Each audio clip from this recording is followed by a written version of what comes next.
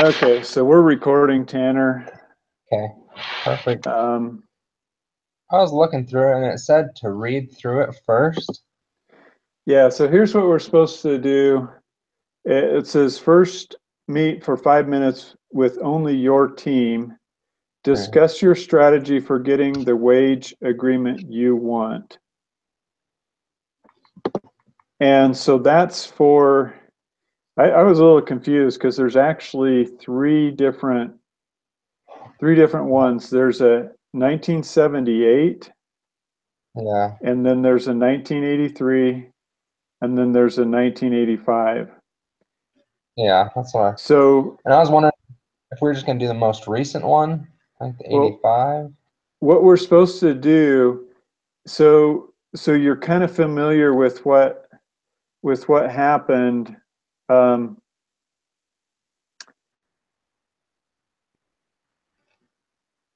so in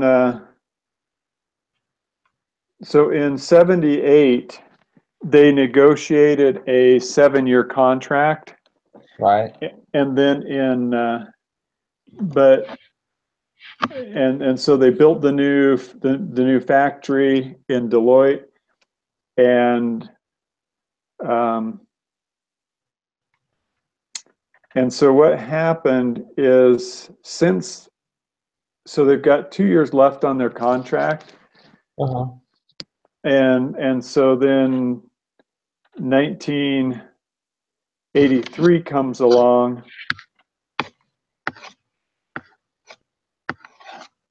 and there's basically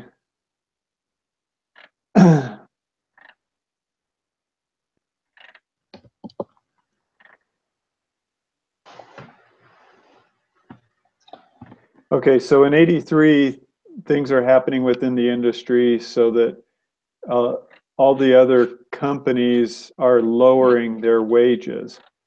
And so there That's was not a clause, there was the clause in there, the Me Too clause, which basically was right. like, okay, well, if the rest of the industry goes up, we'll go up too. Well, the rest of the industry actually went down, so now management wants to reduce the wages.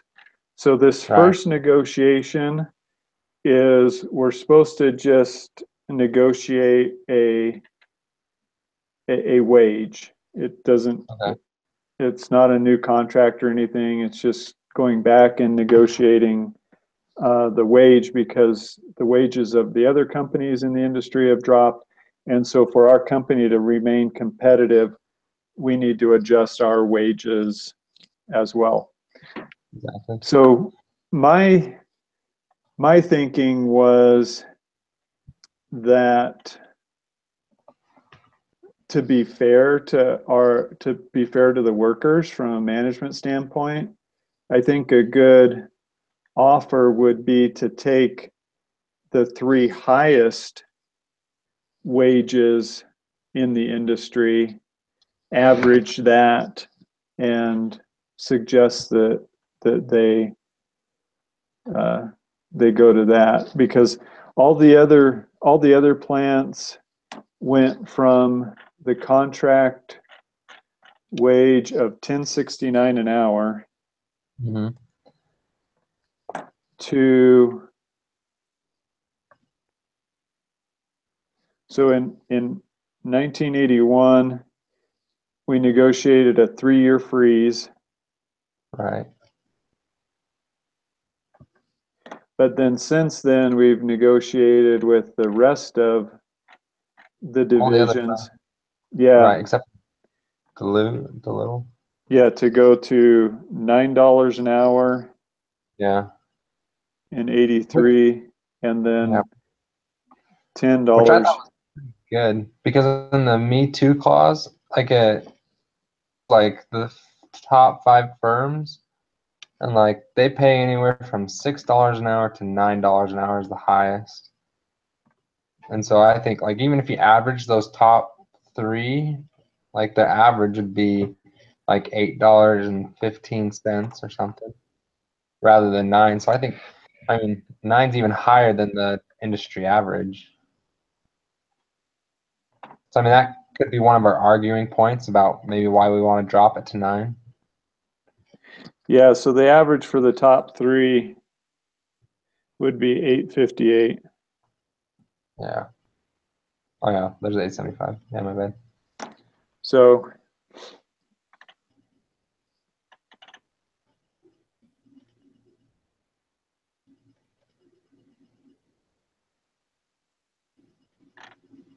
yeah, I think that's all we're supposed to do is kind of negotiate a wage on this first one. wage on this one. I mean, a little bit of a compromise if the rest of the company went from 9 to 10.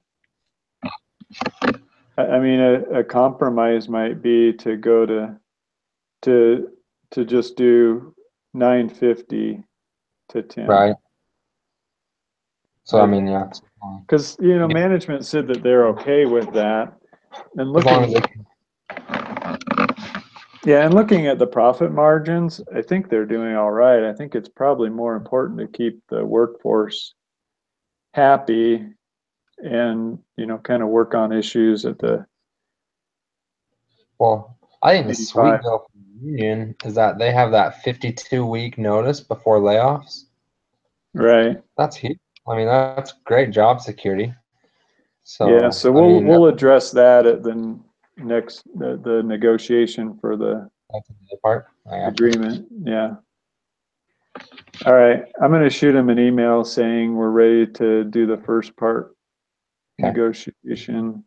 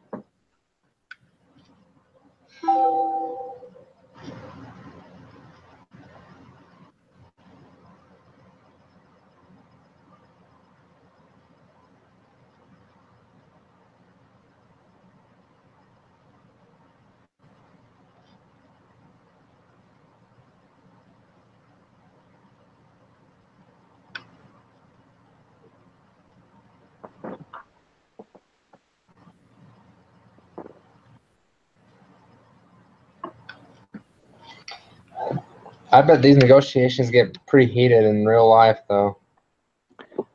Yeah, my experience has been the union typically doesn't care about company profits when company profits are down, but when company profits are up, they want big wage increases. Yeah, they want their kind of a one-way street. Yeah. And their argument is that, well, we're providing the labor. We don't participate in the profit when you make big profits, but we also don't participate in the losses. Yeah. Either. That's why you guys get paid the big bucks. Exactly. So you have to think both ways. Take the highs and the lows. But I've seen unions just take a hard line that basically puts the company out of business, and then where are the jobs? So it's like, no. Right. It's like, why? Like, what was the purpose of it? Yeah. And it sounds like in here, like most of the ones in this food industry were going away from the unions. So, I mean, if I were the union, I'd start being a little bit nice because you might lose your job anyway. Hola. Yeah. Lexi? I'm going to have to leave in 10 minutes, FYI. Okay. So. We'll be quick. Okay.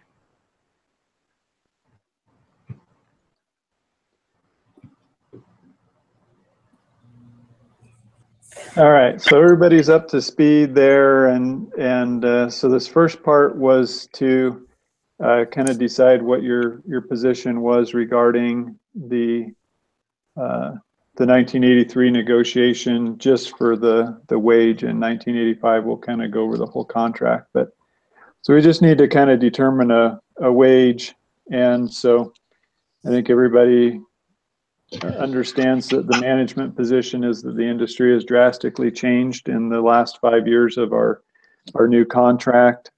You know, one of the things that we all agreed to in the last contract was that we adjust wages based on based on the industry wages, because for a company to be competitive, we have to have similar wages with the rest of the industry. Otherwise, it makes it real difficult for the company to stay in business. So the management's proposal is, you know, if we looked at even just the top 3 companies that are tied to the Me Too clause, if you take the top 3 companies, the average wage is $8.58 an hour. I'm sure you guys are kind of aware that we've already negotiated wages with the rest of the divisions, and those are going to go to $9 an hour this year, but with a pretty substantial increase the following year to hopefully make up for that, going to $10 an hour. So, you know, the rest of the employees in the company feel that that's fair, and you know, realize the importance of being competitive when it comes to our labor costs in this type of a industry. So we're certainly open to hearing your side and what your proposal would be.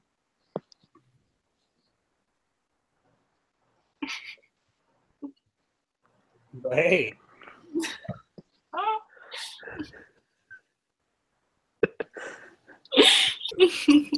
Let's see, you propose and let's hear it.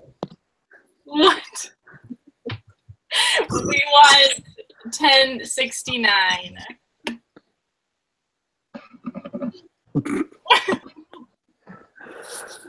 You know, honestly, we'd love to be able to pay 1069, but that's really you know, $2 an hour over what our average competitors are doing, and just doesn't keep us competitive. And you know, one of the responsibilities of management is to ensure that we're able to provide continuing employment for all of our employees, including our you know, union members. So we're maybe willing to work on a little bit of a compromise there, but you know, we're certainly willing to pay more than industry standard, but it has to be kind of within reason. $9. Well, that's what we offered. We offered $9. Okay, we'll take it. Everyone in agreement? Agreed. Okay. I guess. And we'd certainly offer what we've offered the rest of the employees, which is $9 this year, but increasing to $10 next year. Okay. You got that pension plan?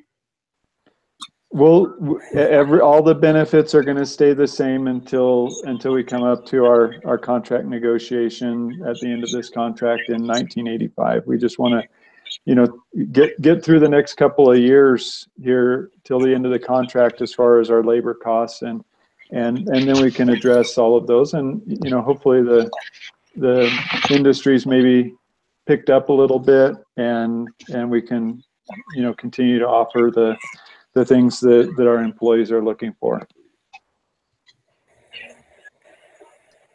All right, so we'll put that in place with HR, $9 an hour, and then we'll see you guys in a couple of years. Okay. Sounds good. To be like All right, so now you guys go back, Okay. and it says 15 minutes to read it, the 1985 negotiations, and then we'll come back and we'll have 20 to 30 minutes to negotiate a final contract. So what are we going to negotiate this next time? So the next one, you guys are going to look at the 1985 negotiation. And I know the management's kind of goes through and looks at the goals that the management has for a new contract. And you guys have, I'm sure, something that similar for the union. Okay. So you guys pull up the 1985 negotiation, confidential information for the union, I guess. Okay. All right. So do you guys still have that other one going? Yep. I think so. Okay. All right. We'll see you guys in 15 minutes or so. I'll do an email when we're ready. Okay. Sounds All right. good. Lexi's not as much of a negotiator this week.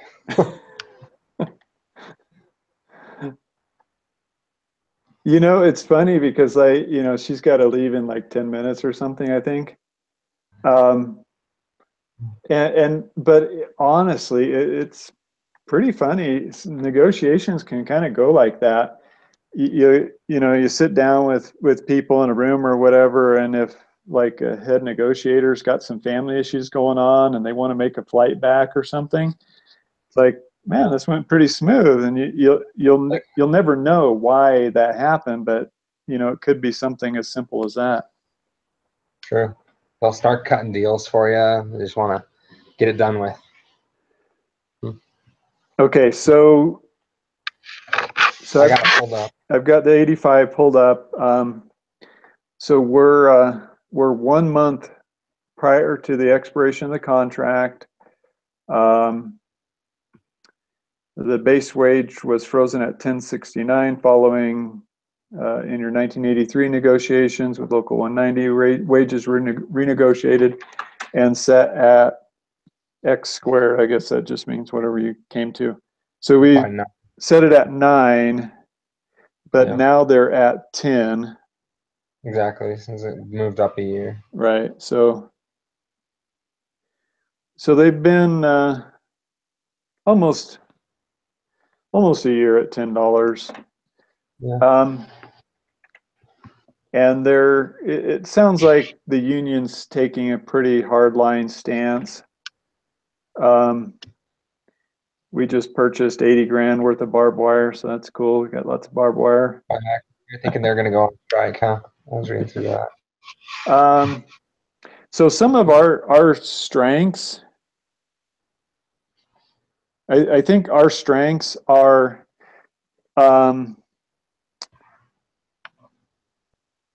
if we don't have a new contract, then we can really start from scratch and set whatever wages we want. Lock out the union, hire new people at a base. Yeah. And I was thinking maybe, that might even not be a bad idea, because in here it was talking about how training has really declined since they made that incentive to get a lot of older people to retire. And they've been hiring all these new people. The training and the accidents have been really increasing. So, if it came to that and the union was out and we had to hire all new people, they could go through and redo the training process to hopefully make it safer than what it was. I think we can do that. I got the sense it just seems like there's been such a good history of the company working with the union and working with their employees. Exactly. And so I think we can. I think maybe we can kind of lean on the good history That's what I was gonna say. The other thing we've got going for us is we are still profitable, and I Right. think, and the only thing I can think of is because like net earnings. I'm looking here. Got to turn sideways here. Like 81, it was $1.42, 82, $1.46, 83, $1.45, 84, $1.53, 85, 201. So, profitability wise, I think we're Wow. doing good. What I'd like to, I don't think our labor rate is really hurting us. I think it's hurting the other companies that are paying really low wages. It mentioned we've got low turnover, That's true. and so our employees are loyal. We're paying more than the industry. I mean, if they lost this job, what are they going to do? Go work somewhere else for $8.67 an hour or whatever? So That was the good thing, is because we let them have their input on where they wanted the new plant built. And a lot of them wanted it built in the same city so they could just stay where they were living and just stay. The job was already there for them. So I kind of like the direction you're going, is like appeal to their nature. Like, oh, we've never tried to cheat you before. We want the company to be profitable, and we want to see you guys have really good jobs. Like, let them know, like, hey, we have these things set in plan. We have really good benefits. We won't lay you off. If we do, we give you a 52-week notice. So I'd appeal to kind of their emotions. Like, we don't want to hurt you guys. We want to help you guys as much as we can, but we also want the company to be profitable so these jobs stay here for you. yeah, something I don't know if we have access to as management is that 40% stock. I'd like to negotiate maybe a slight increase in salary, just a really slight, in return for all that stuff that the management wants, the control of the processes and things like that. I don't think the union's going to really care that much about that.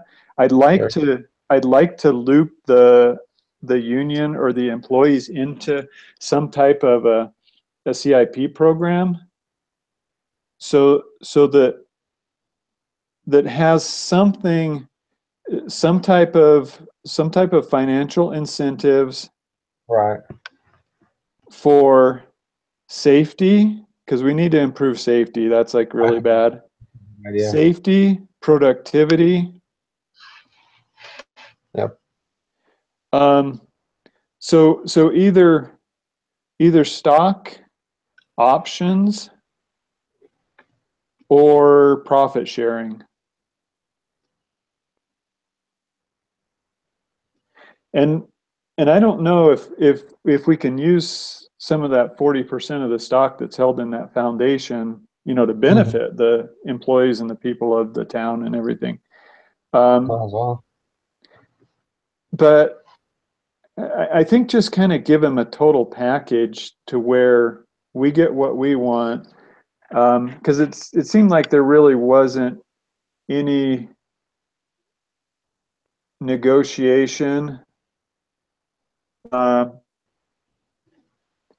Okay, so we have an incentive program for injuries, which the union is really up in arms about, it says.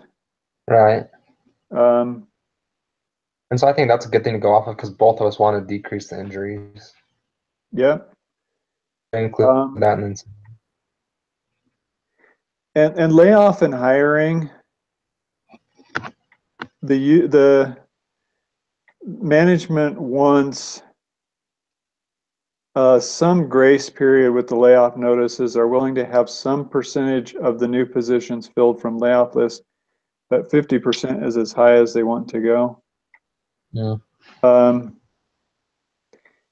Laying off only by seniority. Yeah, I've never seen a union shop where they've let the management do anything other than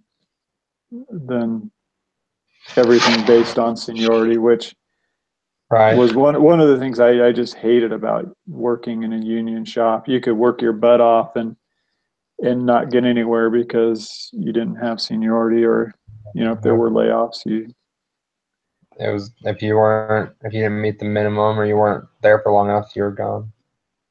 I mean, so it's a nice thing to ask, and try to negotiate, but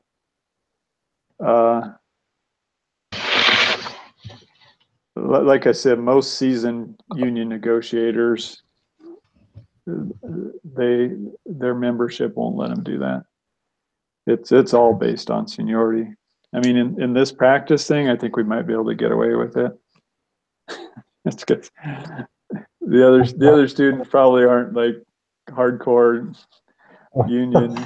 Right? They're not the ones actually working in there. And Like I said, I think it's just a good give and take. So I think our goal should be, our incentive goal program. should be 50% reduction in the layoff, Right.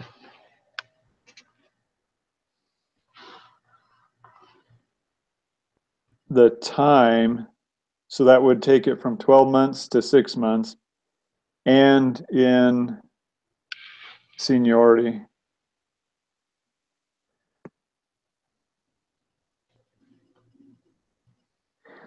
And maybe have the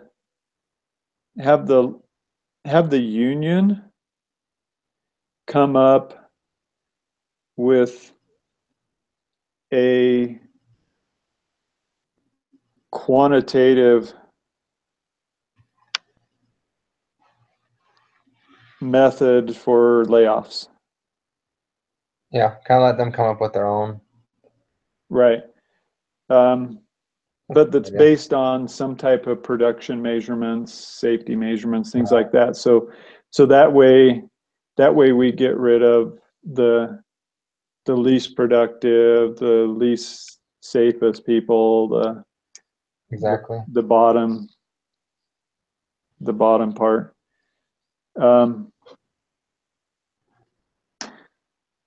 So they don't really talk a whole lot about pay other than, Just there at the top. yeah. Like I said, I would be all in favor of an incentive program, Right. based on, I'm assuming people are kind of broken into teams or lines or whatever. So safety on a line, and having a financial incentive for that, and then some type of productivity incentive with all the computer controls and monitoring that we have in the new plant. It should be pretty easy to set benchmarks, Right. for productivity.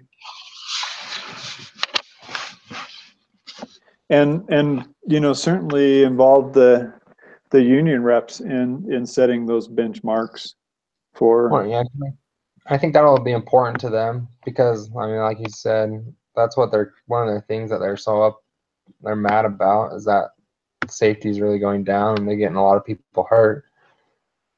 But now if we just let them, okay, we want to fix this, what would you like to see happen? Right. So we set up safety committees and productivity committees to set those up that would include a couple of middle management people, frontline supervisors, and an executive, and then the union would be able to send an equal number of representatives to that committee to set those things up.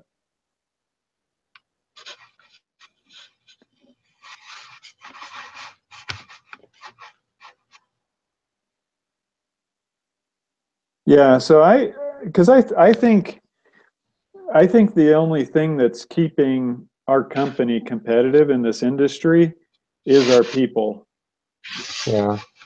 And so I think management needs to, maybe get back to that, really good relationship with the union and recognize their contribution to it, but also, include them in the management that keeps us profitable, and they benefit financially as we're profitable. So, well, I think that recognition could go a long way too. Is just recognizing like we can't do it without you guys. Like you have been what makes it profitable. I think just even letting them know that, I'll calm them down a little bit. yeah. So in return for that, I think we need to get the have control of the work rules. I don't know why that's the objective is to continue the current level of production and maintain management flexibility. Yeah, Right. I think that's just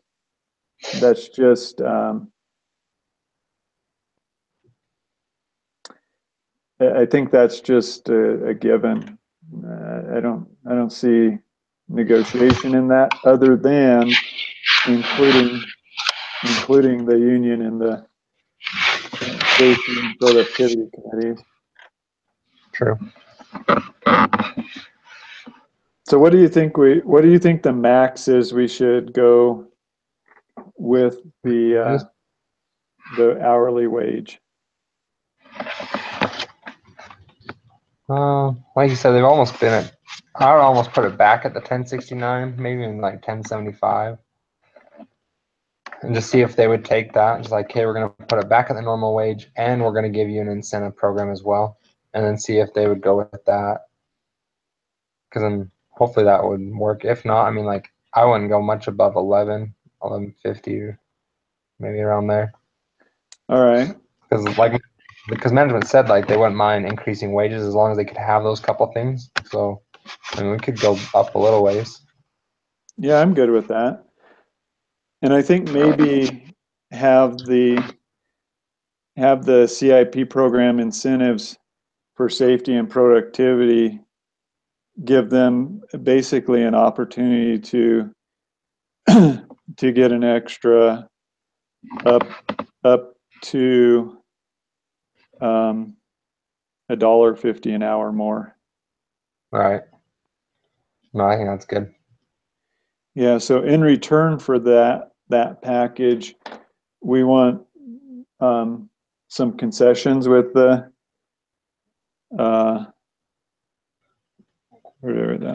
some concessions with the layoff notice and the seniority. We're talking about that, yeah. And then the work rules. Yep. Work rules control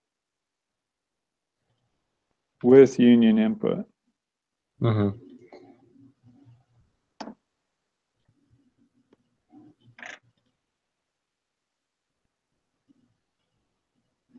Okay, so full control over hiring, layoff decision, production levels, and working rules. I think that would be good. All right, so we're going to give a little bit with the layoff, Right. and then work with the union on the things that we give up a little bit. True. I mean, to me that would be pretty fair. Yeah, I think so too. All right, I'll shoot them an email, see if they're ready to come back to the table. You negotiate.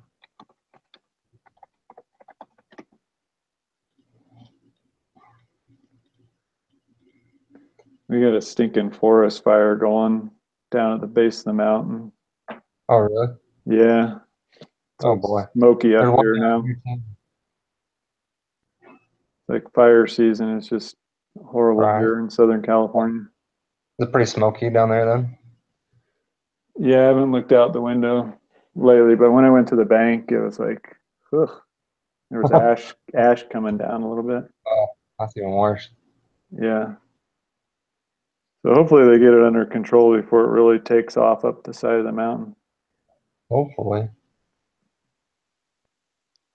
Yeah, I mean, we had one down here start about a week ago, and it's still only like 15% contained.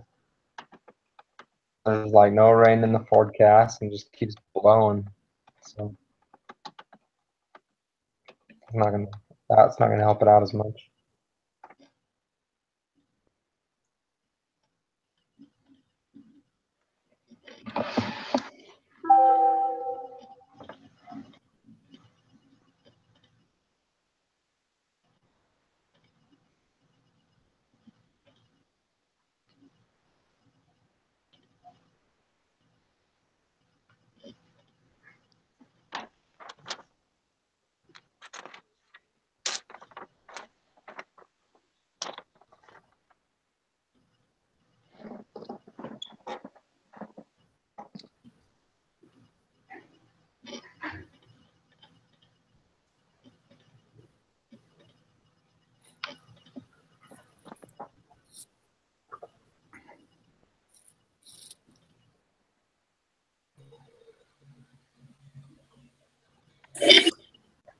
Oh, we're back.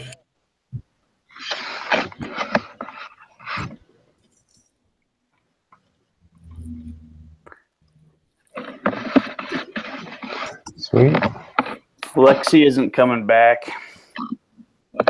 Okay. She's going out on strike. Yeah. We don't like to negotiate. Okay. I think probably the easiest way to start the negotiations is to just I'm getting feedback from Zeb. Oh well.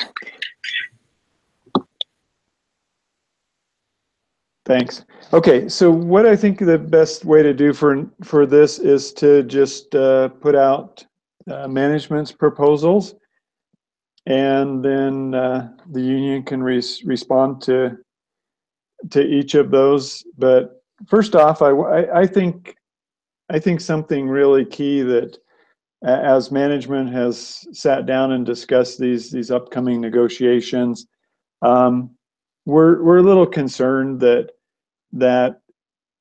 it's escalated a little bit. I think maybe some things have been said by management to indicate that we're going to take a hard line, and I think some things have been said by the union that indicate they feel they need to take a hard line. And one of the things we've been looking at this just recently is the history of the company. And the company's always had a really good history of the management working with the union so that everybody wins. And looking at it, we really feel that one of the reasons why we've been able to make it through all the tough times in our industry is because of our people. Not just our management people that have been driving the ship, putting the new plant together that's made us more productive and extremely competitive and also profitable, but also our frontline employees that are loyal. We have much better loyalty, lower turnover rates than most of our companies, most of our peers in the industry, and so I think it's probably important for management to set the tone that we want these negotiations to be something where we work together for the common goal. And the common goal is to have a good company and a good place for people to work, to continue to provide those jobs. We do need to be profitable, but part of our profitability we do owe to our employees. So we just want to kind of hopefully change the tone and want to encourage just a tone of working together. And I think you'll see with our proposal that I think you'll probably be happy with most of them. And I think we can compromise a little bit, and if you compromise a little bit, I think we can reach a really good agreement that works for everybody. So first off, everybody's, helped out as far as our wage agreement that we put in place a couple of years ago that dropped everybody down to $9 an hour as far as the base rate, and then just a few months ago in September we went back up to 10. What we'd like to propose as far as base wages would be to go ahead and return to our pre-freeze rate of $10.69.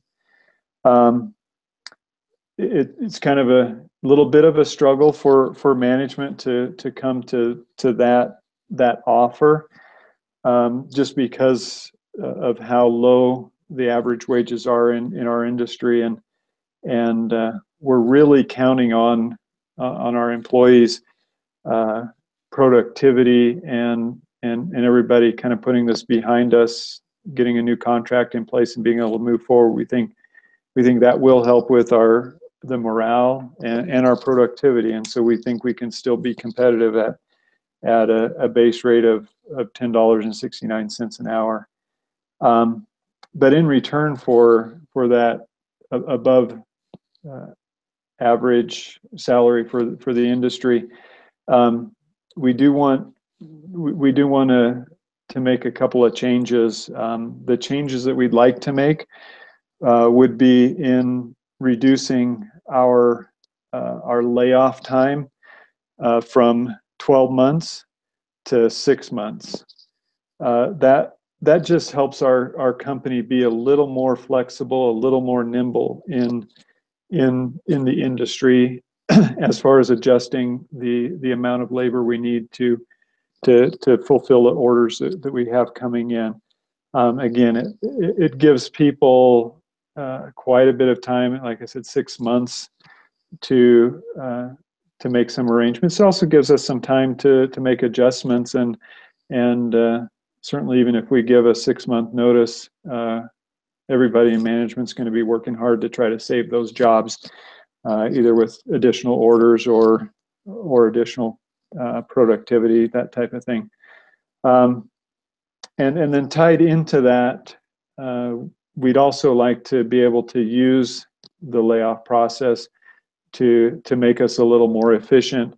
And rather than go strictly by seniority, we'd like to have a little bit of flexibility in having maybe half of those layoffs be through some type of quantitative measurement, maybe laying off people that have absentee rates, don't have the best safety record or something like that. And we'd like to set up a committee that has management and union personnel that would come up with those criteria. So we don't want to just dictate that, well, we're just going to get rid of the bottom 20%, but we want you guys to be involved in the process because it's your member to be. The other thing that's pretty important to management is having control over the work rules. I think with the new factory, we've had a bit of, and I think as management, I think that's our role, is we have good, efficient, productive to do is include the union in more of the coming up with those work rules. And what we would do is we would create a couple of committees, a safety committee, because that is a concern. We want to increase our safety and lower our accident rates. And the other is a productivity committee. So the purpose of these committees would be to come up with best practices that would increase safety, increase productivity. So the safety committee would be comprised of some frontline supervisors, middle management, and an executive, as well as an equal number of people represented by the union. And the union can decide how you want to have the employees represented on that committee. Same type of thing with the productivity committee. One of the things we want to establish with the productivity committee is some benchmarks, because we also want to bring back an incentive program to where our employees can make up to $1.50 an hour more by exceeding these benchmarks that have been established by the management and union committee. And so that incentive program, where we're going to budget up to $1.50 an hour per employee, can be split up depending on how the committees come up with what recommendations the committees come up from the safety committee. So there can be a financial incentive for a line or a team achieving certain safety goals. Same type of thing with productivity. We've got some great high-tech monitoring in our new plant that can really look at that depending on what's coming through the line and what product and everything. And again, the union will have a major voice in establishing those benchmarks and setting up those incentive programs. And again, part of those incentives could come from stock options or some type of profit sharing. But again, we want to get back to a collaborative management style between the management and the union, and we think these are definitely proactive and very positive steps in the right direction. So that's our proposal. We certainly love to hear what you think about it and where you think we should go with it. That's it. We're going on strike. No. So I like a lot of what you said, and I'm sure Jerem would agree that you guys have put some thought into that. And we like the thought. Let's talk about. Sorry, you said a lot of stuff, and it was hard for me to remember everything because you talked over it all at once. So okay. I may have to ask you. We like the idea of bumping back up the pay. We like the idea of having incentives based off of like $1 or whatever you said per benchmark reached. We have just noticed one of the first things is there's a new pace in the plant itself, and it's high and it is also dangerous. So it's not very safe for the workers anymore. And you talked about layoffs due to current like accidents. People are accident prone. And we would just like to maybe say something about lowering the target to about 80%, because this will help, lower the cost of injuries and making the factory not as dangerous, because when people are hurt, it's going to lower production costs anyways. So if we set it at a safer rate, that will prevent future accidents, and we won't have as many accidents as we were having. Was there anything else, Jerem, that you'd like to include with that? So the 80% that you're talking about is the production level. So right now, let's say we're running the plant at 100% capacity. You want to run it at 80% capacity to slow things down and improve safety? Yeah, not only improve safety, but also, we'll be at 80%, but that's not going to, if we need to move it up, we can. But it's important to the employees that we change the pace. And part of the incentive plan that you could have is that anything over that 80% could be profit sharing with them. So an incentive could be that if they reach that target of 80%, they would get a bonus for everything else that they do. We would break into that bonus that you suggested. So I mean, we're at 80%, and then you can do the scale of bonuses at 80, 85, 90, however you guys had planned that.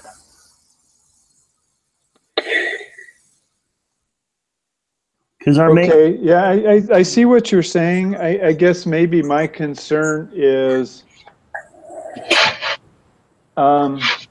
it's almost like saying, okay, for an 8-hour shift, we're going to come and work 6 hours. And if we work a couple extra hours, we expect to be paid more, but you actually want to be paid for 8 hours, but kind of only work 6. Well, what if we change the base pay back to what we had originally settled on rather than the 10.26 that you had suggested?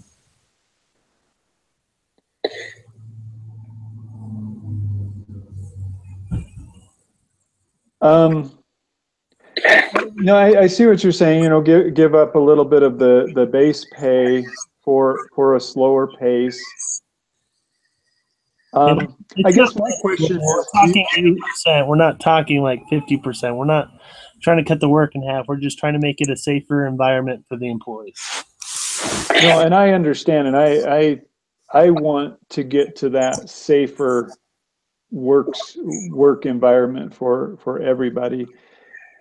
The thing that I'm not sure about is whether the safety issues are because of the pace or because we don't have the right safety policies in place, the right safety equipment in place, the right safety training in place for the people on the line. I'm hesitant to jump to the conclusion that the safety issues are all a result of the pace. But I'm willing to take a little step back and maybe reduce the pace for a certain period of time in order to get more training, get the equipment, whatever to evaluate the safety. And again, I want that to be a collaborative effort between management and the union with our safety committee. So I'm okay. I'm okay kind of taking a pause with the pace. And I don't necessarily think it needs to be tied to our base rate. I appreciate your offer of reducing the base rate for a reduction in pace. Would you be good with, say, an 85% over the next 12 months, and then as long as we're meeting the safety goals that the committee puts together, the union and management puts together, go ahead and shoot for a target of increasing that by 5% each 6 months after that, so that so we go 85% for 12 months, and then we go to 90%, and then in 6 months we go to 95%, and then in 6 months after that we go to 100%. As long as the safety is being upheld and people aren't getting hurt due to the high production rate, then that sounds great to us. Okay. Darren, what do you think? Yeah, that sounds good to me. So let's just go ahead and throw in a safety benchmark. I think the number you guys had was 220 per 100. Sure, if that's what we have. Okay. And like I said, that's just way too high for anything. It's above above the industry standard, and we're committed to you guys and providing a safe work environment. Like I said, we're going to be doing everything we can with those committees to listen to you guys. What kind of equipment do you need? What kind of tools? What kind of processes and procedures and policies that are needed to get that. So let's tag the 90%, going up to 90%, reducing that to to under 200. So let's say 180 per 100. Let's tag the 95 to 140 per 100.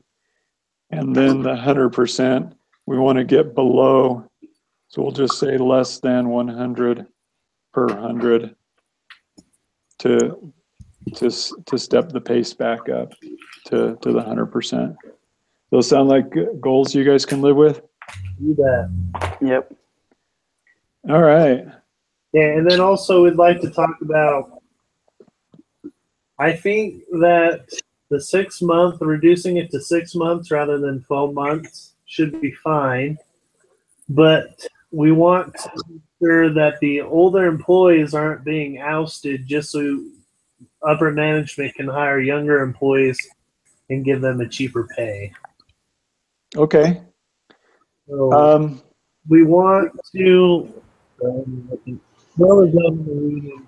Yeah, we want to talk about that.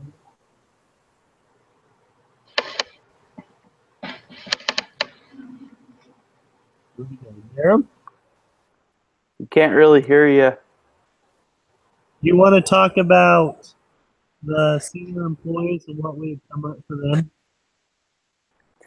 Yeah. So for our layoff and hiring procedures, we want to kind of do as Zeb said.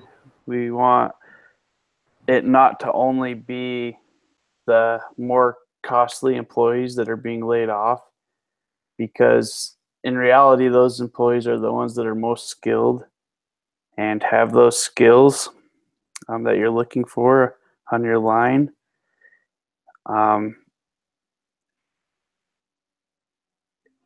And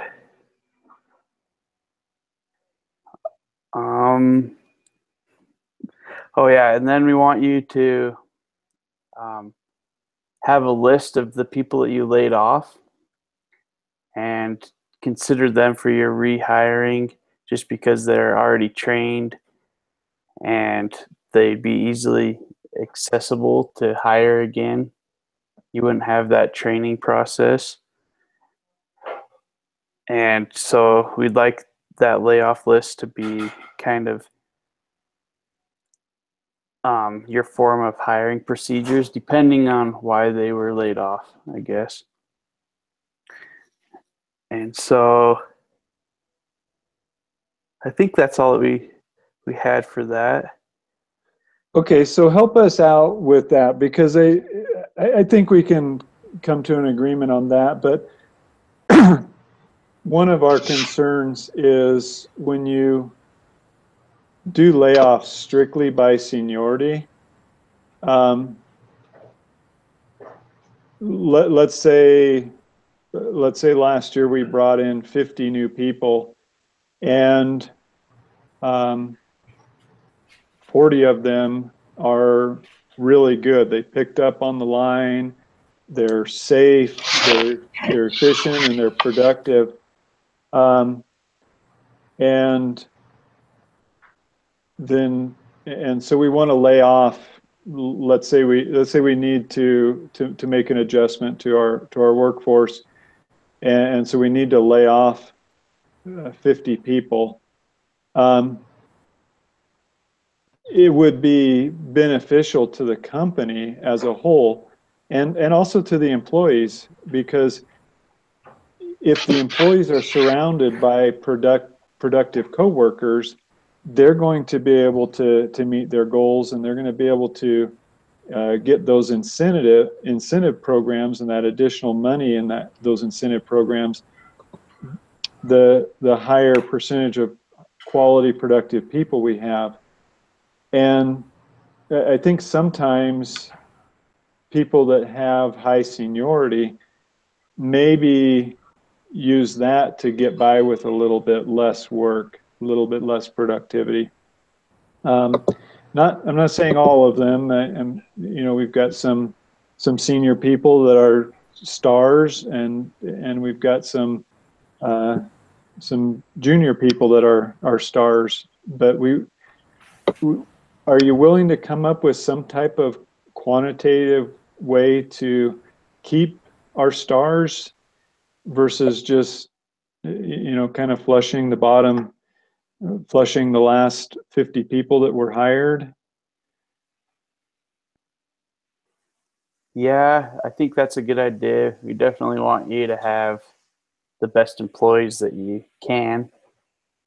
And I don't know what the process would be at this time, but I think our biggest concern was that you're just firing or laying off people based on their time there, that trying to hurry and get them into retirement so it wouldn't cost the company as much in the long run. Right. So, One thing we've really tried to do as management is to use natural attrition, people quitting, retiring, moving on to another job or whatever. Try to use that to balance our workforce. What about like if we do need to do layoffs, then we go with a 50% where management selects 50% of those being laid off based on some type of criteria, whether it's annual review scores or combined with attendance, things like that. And then the other 50% would be based on seniority. But for that 50% seniority, we'd be able to let's say we'd have another 50% pool. So for the 50% based on seniority, let's say we were going to lay off, let's just keep the numbers even. If we're going to lay off 100 people, management would be able to select 50 people based on quantitative criteria like annual review performance. Okay. The other 50 people, we would be able to select from the last 100 people hired. That way, if in that last 100 people hired that has the lowest seniority, we've got 40 stars. Mm-hmm. We can keep those 40 star workers, and then take the other 50 people out of that lower group of 100. That way you can go back to your members and you can say, we negotiated protections for our most senior union members. And I like I said, I think that gives you that you.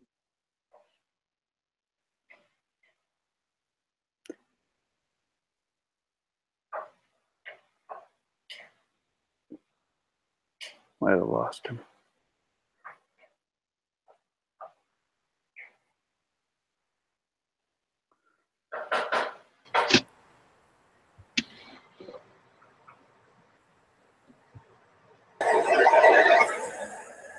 That sounds good to me. I don't know if he can hear us or not, but I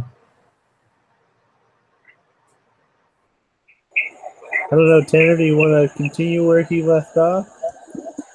no, I think he's pretty much close to being done with that part.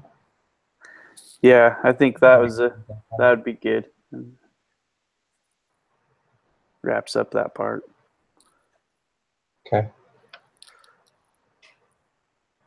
What else have we not touched on? I think we're talking about wage safety. I think we pretty much touched everything. Right.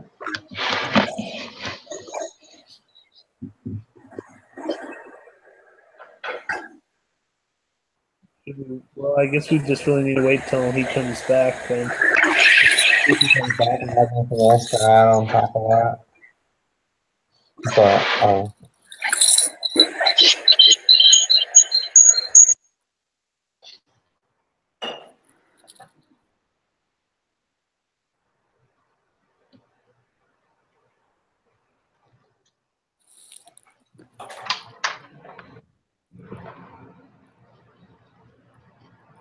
Yeah.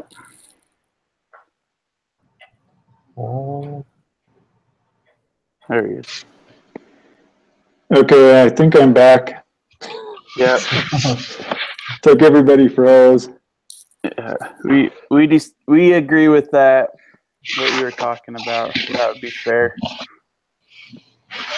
Okay.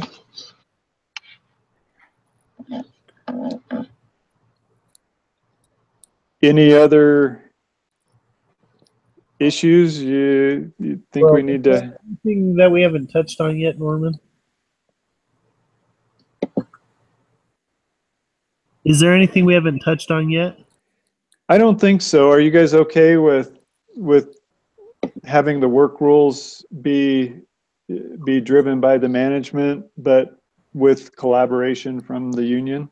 Yeah, we want collaboration because, I mean, we're the employees and we are there working on it every day. So we're going to learn easier ways to make it better. And we'd really appreciate it if management would listen to what we have to say. Even if it is one uniform code, an employee, if we see things how to make it better, we'd like to be heard so we can make it better. All right. Yeah, that sounds good. Okay, is there anything else? Let's see here. It says write up the final contract as a team. I'm okay with kind of writing it up and popping it up on the email. If you guys, then you guys can look it over and see. That's great. The majority of it anyway, so. Yeah, because I've got notes and everything here, so probably easiest. It says to go to the debrief and in notes. So It says to do that on your own time. okay, sounds good to me. So if you would post those notes from our discussion on the contract, and we'll take care of that second part. All right, and hopefully you guys can take this to your union members and get approval for it. And I think how long a contract do you think we should do? Like another 7-year contract, or do you want to do shorter? I mean, shorter gives some flexibility to changing industry things. Longer, it's Let's do another 5-year contract. okay. Yeah, 5 sounds good. All right.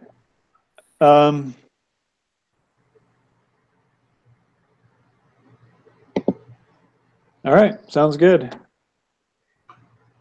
I'll post this too, just in case somebody wants to go back and look at it. Go through all of it. All right, so just